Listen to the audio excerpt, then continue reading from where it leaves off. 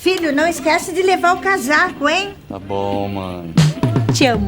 Apvida é medicina e odontologia inteligente para todo o Brasil, com inovação, tecnologia e acolhimento para entregar a saúde que você merece. Apvida, saúde para... Ei você, leitor, leitora do Portal da Holanda, eu estou de volta, hoje é quarta-feira, e nós vamos nesta conversa com o Dr. Flávio Antunes. Ele é urologista, vá marcando aí logo, ele é um médico urologista.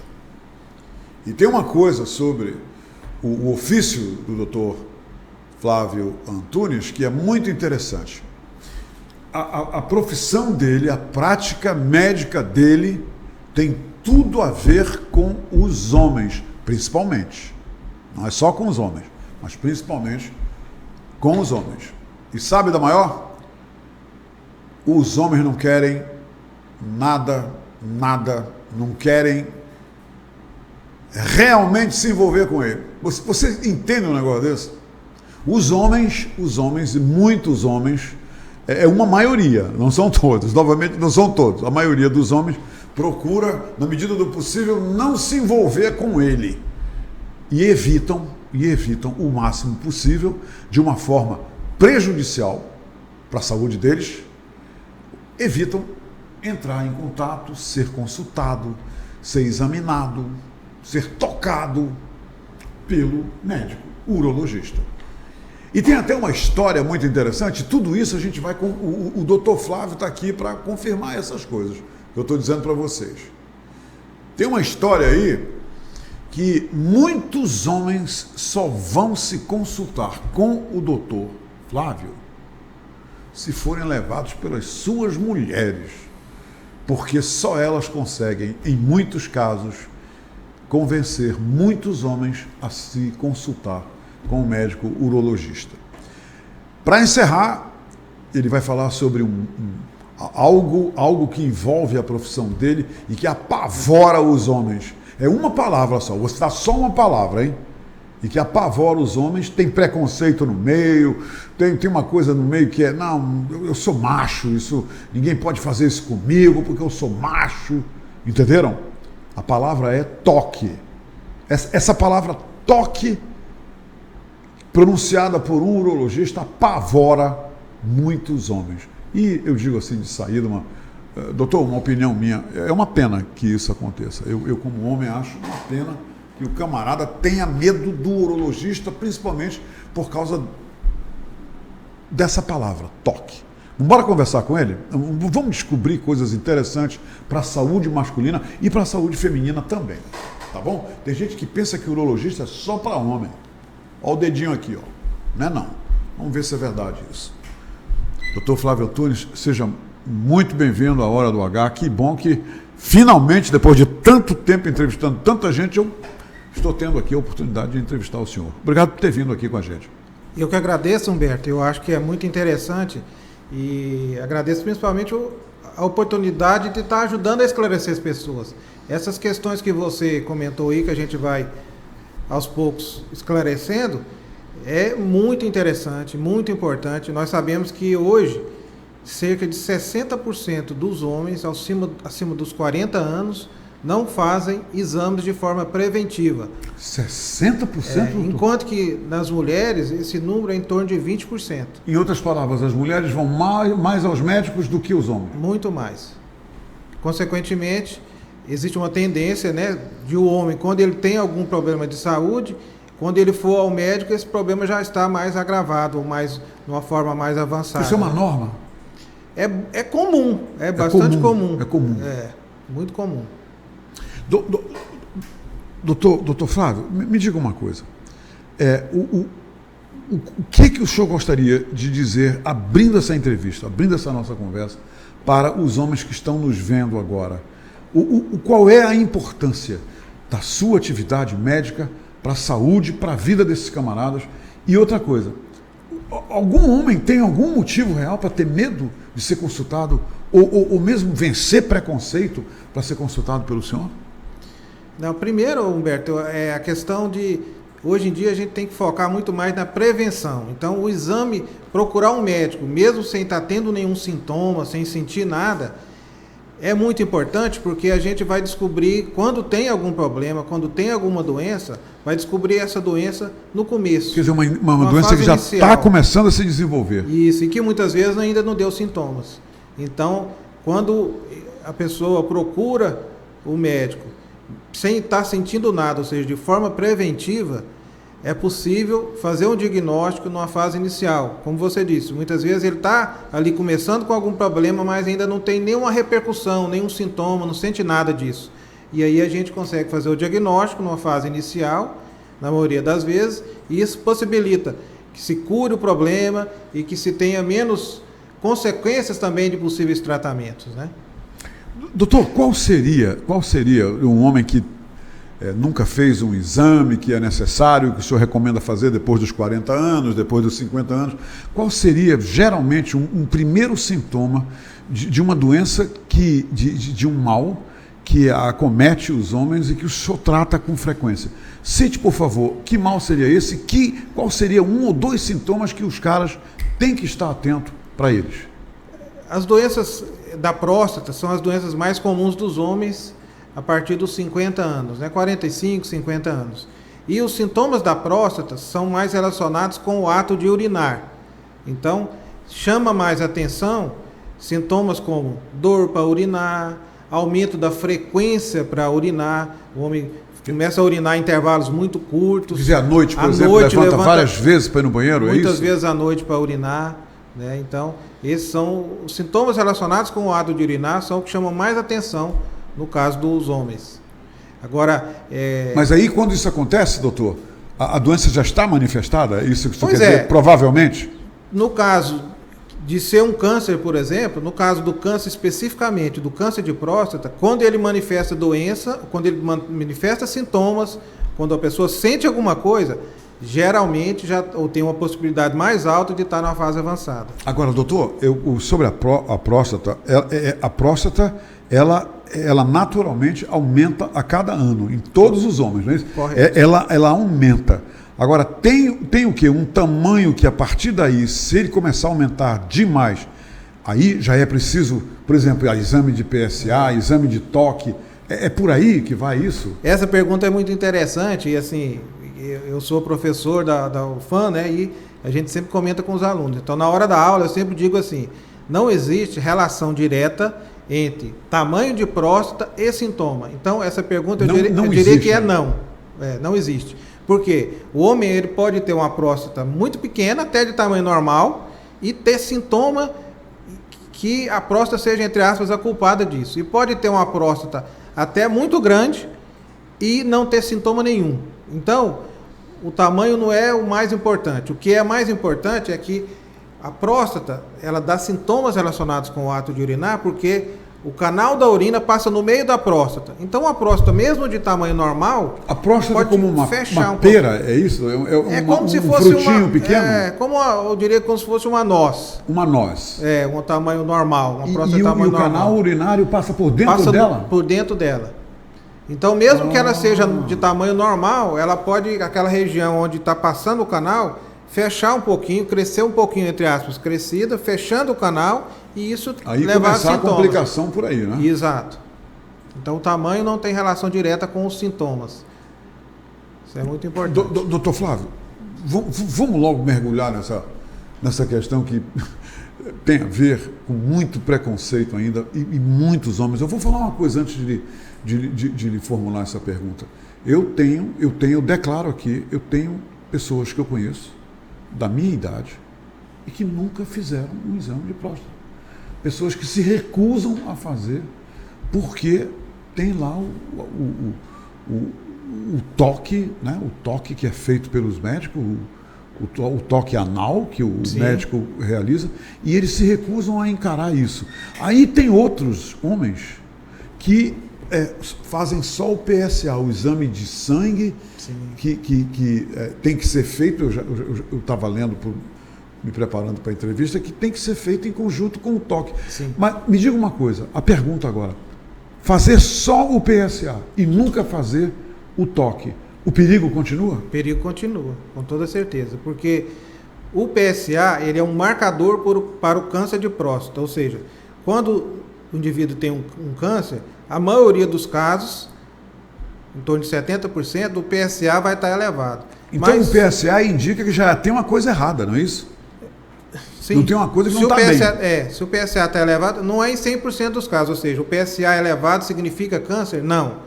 Uma inflamação da próstata também pode elevar o PSA. Mas o mais importante é que 30% dos homens que têm câncer de próstata têm um PSA normal. Daí a importância de se fazer o exame do toque. Porque quando você... Por favor, repita isso. Sim. 30% dos homens que têm a próstata... Que tem um câncer de tem próstata... um câncer de próstata, o PSA dá normal? Dá normal. Daí a importância de se fazer o toque, porque tem pacientes que têm o toque, o PSA elevado e o toque normal. Mas tem pacientes que têm o PSA normal e o toque alterado. Ou seja, um toque que sugere câncer.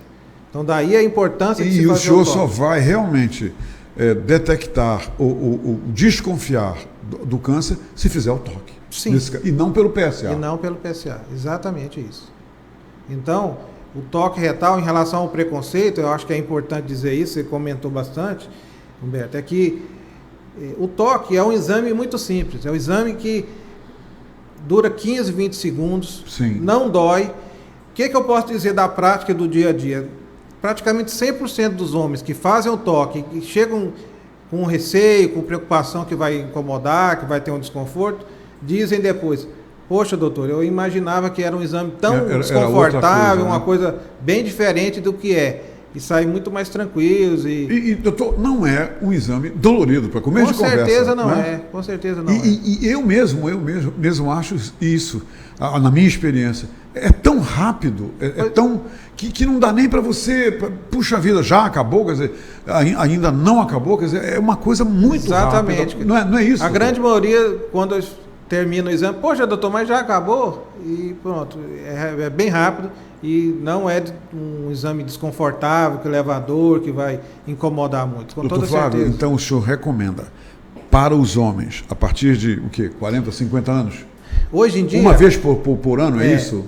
Hoje em dia o que se recomenda, a Sociedade Brasileira de Urologia recomenda, a partir dos 50 anos, todos os homens devem fazer uma consulta anual no urologista, e aqueles homens que têm parentes de primeiro grau com câncer de próstata, esses homens eles têm mais chance... Tem histórico de câncer de próstata na família? Exato, a partir dos 45 anos. E escute, e o senhor recomenda também o quê? Que tem que fazer o toque retal e tem que fazer também o PSA em conjunto. Exatamente. Quer dizer, não fazer só um ou outro. Exatamente, tem que fazer os dois. Fazer os dois. Tem que ter o PSA e tem que ter o toque retal. Hoje em dia ainda tem a opção, já mais recentemente, de uns 2, 3 anos para cá, a gente já também englobou com muita frequência o uso da ressonância magnética, que é uma ressonância magnética chamada multiparamétrica, que é específica para a próstata. Ela ajuda a gente também a dizer se tem uma chance maior ou não de ter um câncer de próstata. Mas basicamente os principais são o PSA e o toque retal. Agora, o câncer de próstata, doutor, continua o câncer que mais mata homens no Brasil e no mundo, não é isso? Correto, exatamente. Isso aí é indubitável. Indubitável. Não tem nenhuma dúvida quanto a isso. Não tem nenhuma doutor? dúvida quanto a isso. E a gente só vai diminuir esses índices através da prevenção, através do exame de toque e também o PSA. E ponto final, não é isso, doutor? Ponto final. E assim, só para ressaltar para as pessoas não esquecerem isso, no início, nas fases iniciais, o câncer de próstata não dá sintomas. Ele é totalmente assintomático? Exatamente. Doutor? Por isso, a importância... Nenhuma dor, nada? Nada. Por isso a importância de se procurar o médico de forma preventiva, ou seja, sem estar sentindo nada.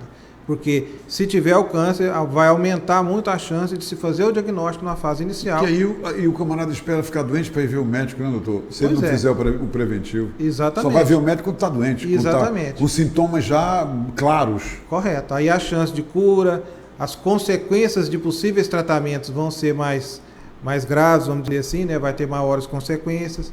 Então, a importância é de se fazer, essa é a importância de se fazer o exame de forma preventiva. Vamos mudar aqui o assunto um pouquinho agora, doutor. O seguinte, eu sei que o senhor é um especialista nessa questão das vasectomias. Certo. E eu gostaria, e eu acho que onde o homem tem mais dúvida envolvendo a urologia, justamente, nas questões envolvendo a reprodução humana. Os homens não estão muito bem informados sobre isso. Verdade. Me diga uma coisa, a vasectomia, né? E explique, por favor, o que é vasectomia, que eu acho que tem muita gente que não sabe. A vasectomia é um procedimento médico que qualquer homem pode fazer em qualquer idade, ou como médico, o senhor recomenda que esse procedimento aconteça apenas depois de um certo tempo, depois de, por exemplo, ter sido pai e tudo mais. Então, por favor, primeiro comece explicando o que é o procedimento de vasectomia. O que é isso? A vasectomia é um procedimento que é feito nos homens, né, onde se corta, onde se secciona o canalzinho que transporta o espermatozoide. Consequentemente, quando o homem for ter relação sexual, o espermatozoide não vai passar e não vai sair ali no sêmen. Consequentemente, tem o objetivo de não ter mais filho, né? Quer dizer, o sêmen sai sem espermatozoide. Sem espermatozoide. Então, o objetivo da vasectomia é fazer com que aquele homem não tenha mais a capacidade de ter filhos. E esse procedimento, hoje no Brasil, existe uma lei, tá? Uma lei para esterilização, né? Que esse procedimento é uma esterilização, que diz o quê? Que o homem, isso vale tanto para o homem como para a mulher, mas no caso do homem, para fazer a vasectomia é preciso ter pelo menos 25 anos, pelo menos 2 filhos e o filho mais novo tenha pelo menos 1 ano de idade. Isso é lei. Uma recomendação, inclusive protocolar também, né? Um Exatamente. Protocolo médico que isso seja seguido. Exatamente. Essas normas aí. Não que fora disso, eventualmente, não possa ser feito um procedimento. Vou dar um exemplo aqui, por exemplo. Um homem de 26 anos só tem um filho, mas aquela esposa dele tem um problema de saúde muito sério, que caso ela engravide, ela vai ter outros problemas, né? De saúde graves, né? Então, uma situação que é uma exceção. Poderia eventualmente se fazer uma vasectomia nesse caso. A vasectomia, depois de realizada, eu vou criar aqui uma situação hipotética. O camarada vai lá com mais de 30 anos, mais de 2 filhos, aí faz o procedimento, mas daqui a 5, 6 anos tem um problema no seu relacionamento, decide se divorciar, lá na frente encontra uma moça, decide se casar novamente, e a moça quer ter filhos. É possível desfazer o que foi feito? Quer dizer, a vasectomia ela pode ser desfeita para ele voltar a se tornar um homem, eu não sei se a palavra é correta, fértil? Sim, é possível, a resposta é sim. Porém, o que a gente sempre orienta é que quando um homem vai fazer a vasectomia, né, o casal, né, tem que estar bem ciente do que vai ser feito e ter a noção que a vasectomia é um procedimento mais simples, que é feito até com anestesia local. Quanto tempo leva um procedimento tempo desse? de cirurgia? Sim. 30, 40 minutos. É rápido, né, rápido. Doutor? O paciente não precisa ficar internado, vai para casa, né? Anestesia local? Anestesia local pode ser com local, pode ser com uma sedação só com a medicação que o anestesista pode fazer para o paciente dormir um pouquinho para não ter nenhum desconforto. Sim. Mas pode ser até com anestesia local, mas o mais importante também é que não precisa ficar internado. E a reversão da vasectomia já é um procedimento de maior porte que necessariamente precisa de internação. É mais delicado, então. Não dá para fazer só com anestesia local, é preciso ficar internado, sim, é um procedimento mais delicado, envolve mais riscos, né? Mas que pode ser feito, ele pode ser feito. E hoje em dia, com a melhora da tecnologia, essa é uma cirurgia que é feita, inclusive, com o uso do microscópio. Então, a gente tem que enxergar muitos detalhes, que aí é com o uso do microscópio, para fazer a recanalização daquele canalzinho que a gente... técnicos delicados também, isso, né, doutor? Então Microscópio. Isso, exige que seja um médico que tenha experiência com aquele tipo de procedimento, que é um procedimento específico, e se faz a recanalização. Liga de novo aquele canalzinho para o espermatozoide passar ali dentro daquele canalzinho onde é feito o transporte, a passagem do espermatozoide. Qual é o índice, doutor, de desistência? É considerável? Eu acho que muitos homens que fazem a vasectomia, e querem desfazer? Não é alto. Não é alto, não. Mas assim, acontece. Não, acontece. Pelo número de homens que fazem hoje a vasectomia, a gente tem um número considerável de pessoas procurando para fazer a reversão também. Doutor Flávio, a questão da infertilidade A infertilidade ela pode ser natural ou causada tanto em homens quanto em mulheres? Que hábitos os homens e as mulheres podem desenvolver que tenham como causa a infertilidade? Você pode citar alguns? Posso. A infertilidade, ela está muito relacionada hoje em dia com a vida moderna. Então, quando a gente não tem uma qualidade de vida, ou seja, não temos uma alimentação adequada, não faz atividade física, se alimenta com alimentos que não são saudáveis, né? Isso, fuma, bebida alcoólica, tudo isso influencia diretamente na fertilidade, tanto dos homens quanto das mulheres. E isso pode ser uma idade jovem, sim, né? Sim, idade jovem, né? Porque essas práticas aí, até mesmo um jovem de 18, 20 anos, pode se tornar infértil. Sim, com certeza. E, além disso, eu vou falar um pouco mais da área do urologista, né? Da infertilidade masculina do homem. Nós temos a varicocele. A varicocele é a principal causa de infertilidade masculina, que ela representa cerca de 40% de todos os casos. A varicocele é uma dilatação, ou são varizes das veias do testículo. Aí eu vou abrir um parênteses aqui, Humberto, talvez fugindo um pouquinho do assunto, que é, no mês de setembro, a Sociedade Brasileira de Urologia, ela está fazendo uma campanha, que é a campanha para chamar o adolescente para o urologista, porque uma das doenças comuns nessa faixa etária dos adolescentes é a varicocele, que são dilatações das veias do testículo. E muitas vezes, se não for ao médico, para o médico examinar e verificar, não vai fazer o diagnóstico. Porque o senhor está falando uma coisa interessante.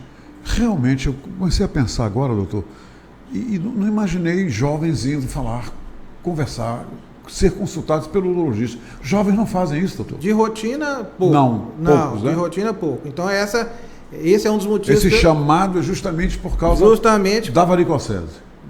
Um dos motivos é a varicocele, mas tem outras situações que também são comuns nos adolescentes, que são a fimose, tumores de testículo, que muita gente pensa que tumor, câncer, só dá em idoso, né? Pessoas de mais idade.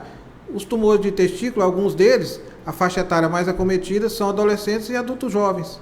E muitas vezes também só faz o diagnóstico em fase avançada porque não procurou o médico como forma preventiva, né? Uma avaliação de rotina. A falta da operação da fimose pode levar a problemas, doutor? Sim, a fimose tem como principal causa, ela é a principal causa de câncer de pênis, porque o câncer de pênis tem como um fator muito importante para o seu surgimento, a sua origem, a higiene. Então, a fimose... Quer dizer, a falta de higiene. A falta de higiene, correto. E a fimose, ela impossibilita ela dificulta, uma limpeza adequada do pênis, exatamente. Porque a fimose seria a impossibilidade de se abrir adequado ou mesmo muitas vezes se expor a glândula do pênis. Doutor, para as pessoas entenderem, a fimose ela se manifesta na impossibilidade de você abrir o pênis todo. Isso, quer dizer, o prepúcio não dá passagem para o pênis. A impossibilidade de se expor a cabeça, a glande do pênis. Do pênis. Isso. Isso aí é uma pessoa que não consegue expor a glande, a cabeça do pênis, ele tem fimose. Correto. Isso é fimose. Isso é fimose. E tem que fazer um procedimento cirúrgico para resolver? Nas crianças menores, é possível, muitas vezes, até com um tratamento clínico, com uma pomada, resolver. Mas em adolescentes, adultos, a fimose praticamente não tem resposta com esse tratamento com uma pomada. E a fimose é comum nos homens? Muito comum. Muitos rapazes? Muito comum. Tem problema com fimose? Muito comum. E precisam seguir esse procedimento Precisam fazer a cirurgia. Porque podem ter consequências negativas no futuro. Exatamente. Um câncer de pênis. Por exemplo, entre outros. Mas uma das consequências mais graves seria o câncer de pênis. Para terminar, eu gostaria de perguntar o seguinte. Que pena que acabou o nosso tempo, doutor. Eu tenho tanta coisa para perguntar do senhor. Passou rápido mesmo. Passou rápido, né? Doutor, o urologista atende mulheres também? Mulheres vão ao urologista ou o urologista é um profissional para os homens?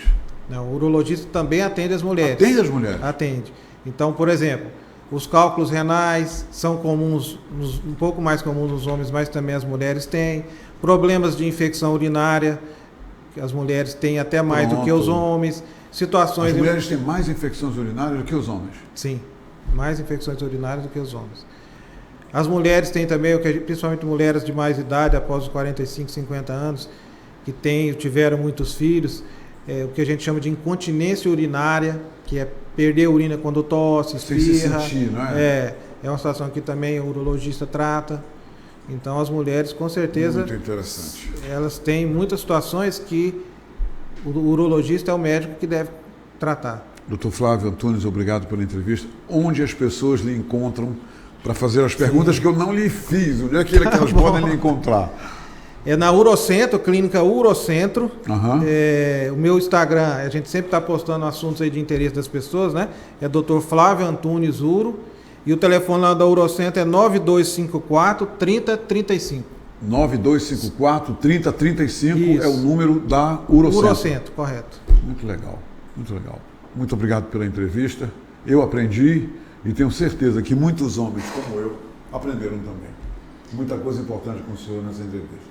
Obrigado, doutor. Eu que agradeço e estamos sempre à disposição. Obrigado. Pois é, minha gente. Tá vendo só? Eu comecei falando no toque, né, na palavra toque, né, que apavora os homens. Ele explicou que a gente não tem nada que ter medo dessa palavra. É tão simples, é tão rápido.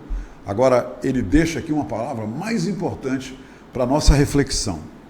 Homens, hein? Homens. Sabe qual é? Prevenção. Essa palavra diz tudo. Até o próximo.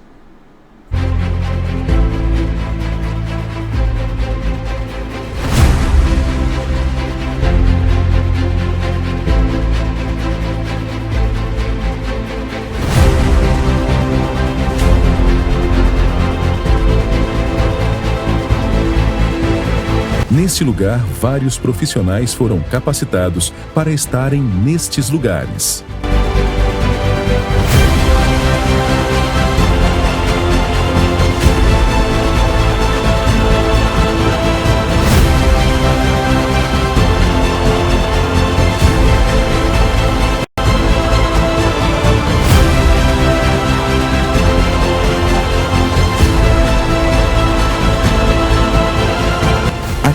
Existe um lugar especialmente selecionado para você.